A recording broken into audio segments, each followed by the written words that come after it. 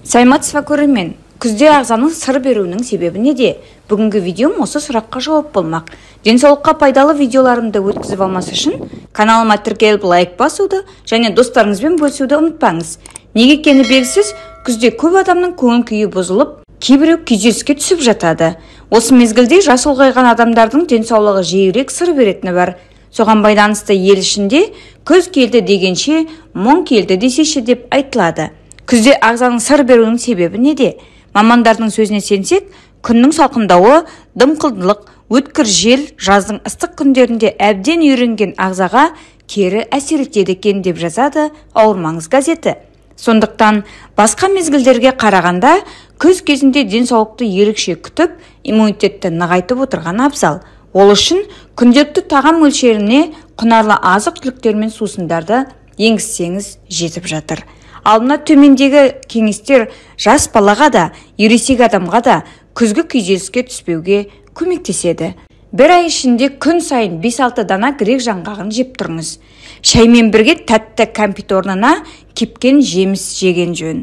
Жаңа сығылған жеміс пен көкөніс шырыны иммунитетті көтеруге көмектеседі. Осы мезгілде әсіресе қызылша, сәбіз және ақжелкен шырындары аса пайдалы. Тазаланған бір стақан грек жаңғағын жарты келі мүкжидек пен 2 дана үлкен көк алмадан иммунитет көтеретін сусын жасауға болады.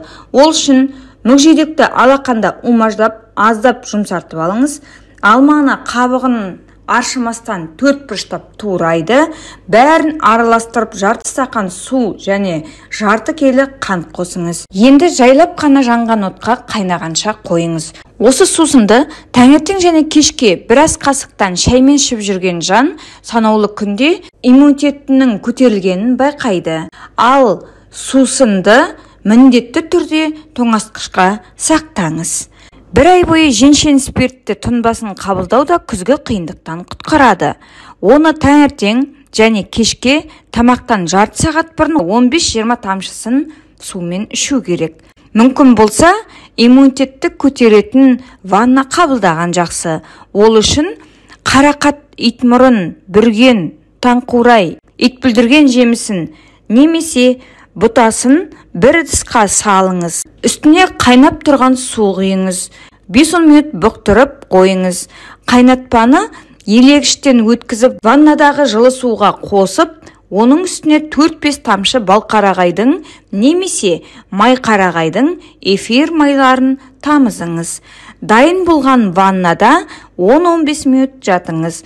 Бұл кеңестерді мұқият орындаған адам сары күздің салқын лебінен көңілді тулатқан күйзелістен аман әрі алшақ болады. Осымен бүгінгі видеом аяқталды. Видео ұнаса лайк басып пікір жазуды және достарыңызбен бөлісуді ұмытпаңыз. Ем шипа болсын. Келесі видеоға дейін сау болыңыз.